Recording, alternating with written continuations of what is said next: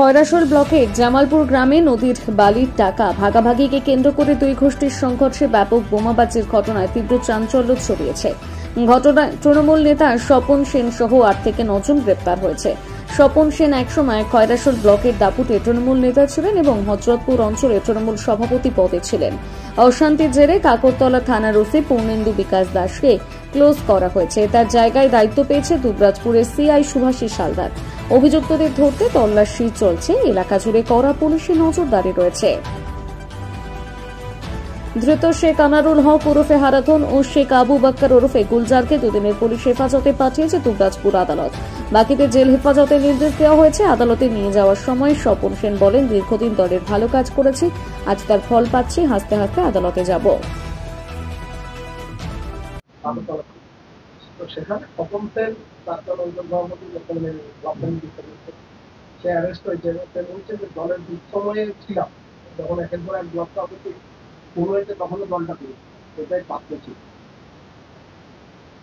পুরোনোরাই arrest করছে। দেখুন, এটা উনি কি বলছেন সেটা বলতে পারবো না, তবে আমার মনে হয় খয়রাশোলে বর্তমানে কোনো গোষ্ঠীদ্বন্দ্ব নেই।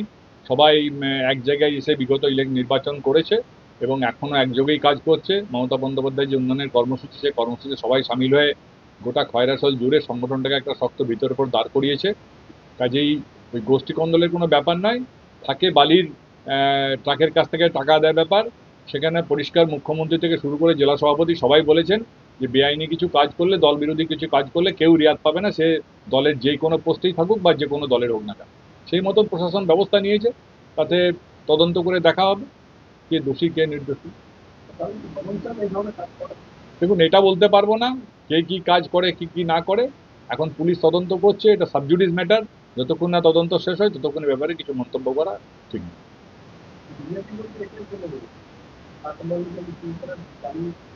না, বিজেপির তো আর কোনো কথা নেই, বিজেপির আর কোনো কাজও নেই, বিজেপির কোনো উন্নয়নমূলক কর্মসূচিই নয়, যার ফলে বিজেপি থেকে দলে দলে লোক ছেড়ে যাচ্ছে। বিজেপি তারা নেতারা ভালোভাবেই জানেন যে তাদের এই বক্তব্য ছাড়া, টিভি আর পেপারে দেওয়া ছাড়া তাদের আর কোনো কাজ নেই। তৃণমূল কংগ্রেসের গোষ্ঠীকণ্ডল এবং এই গোষ্ঠীকণ্ডলের মূল বিষয় হচ্ছে যে ইললিগাল আর আনলিগালের লড়াই।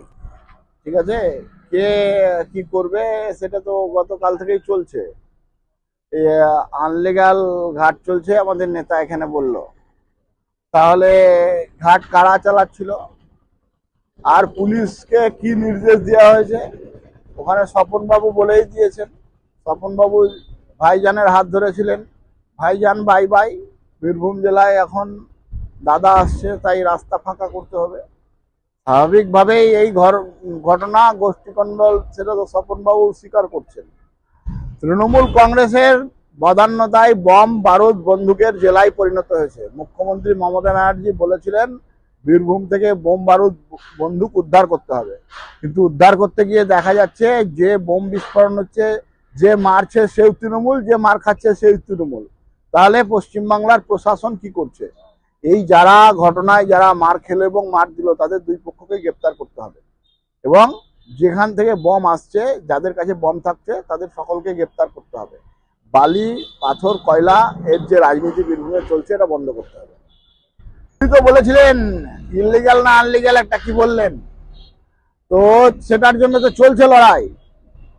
খবরের প্রকাশ, স্বপনবাবু কাজল ভাইজানের ভক্ত ছিলেন, তাই ভাইজানের ভক্তকে এখন জেলে যেতে হবে। সময় এসছে। আমরা মনে করছি যে এই যে ঘটনা যা চলছে, তা আগামী 26-এর নির্বাচনে পশ্চিমবাংলা তথা বীরভূমের মানুষ এদেরকে বিসর্জন দেবে।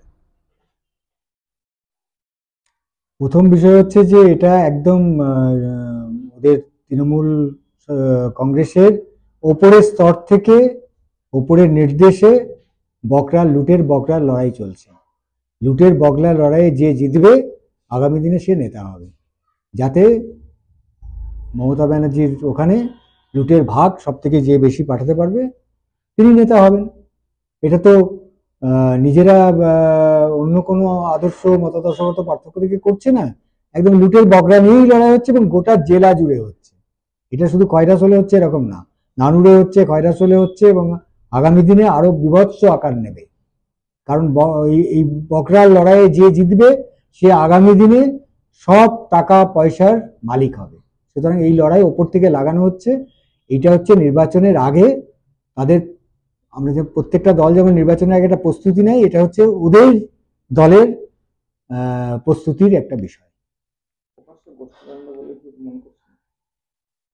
গোষ্ঠীদ্বন্দ্বের বিষয় না তো। গোষ্ঠীদ্বন্দ্ব মানে কি? গোষ্ঠীদ্বন্দ্বটা তো নিচের তলার গোষ্ঠীদ্বন্দ্ব নয়, উপরের তলার গোষ্ঠীদ্বন্দ্ব নিচে চুইয়ে পড়ছে। কাজলকে কে নেতা করেছিল? অনুব্রতকে কে নেতা করছে? ওদের দলই তো করছে। ফলে ওদের দলের ওপরের যে গোষ্ঠীদ্বন্দ্ব, আর এই গোষ্ঠীদ্বন্দ্বের অন্য কোনো মতাদর্শগত মানে দ্বন্দ্ব নেই। দ্বন্দ্বটা হচ্ছে বকরা কত বেশি কার কাছে যাবে। দীর্ঘদিন দলকে ধরে রেখেছে, আজ গর্বের সাথে জেল যাচ্ছি, এটা আমার বড় পাওনা, আমি চক্রান্তের শিকার, বললেন কাজল ঘনিষ্ঠ স্বপন সেন। কি বলবেন? এটা তো বটেই, চক্রান্তের শিকার তো বটেই, এ নিয়ে কোনো প্রশ্ন নেই, ঠিকই বলেছেন। কারণ যা লুট ফুট হচ্ছে সেটা তো আর তারাই ভোগ করছে এরকম না, একদম ওপর অব্দি যাচ্ছে। ফলে তারাই লুট করাচ্ছে, তারাই গ্রেপ্তার করছে, তারাই এই বিরোধ লাগিয়ে রাখছে। সুতরাং চক্রান্ত তো বটেই।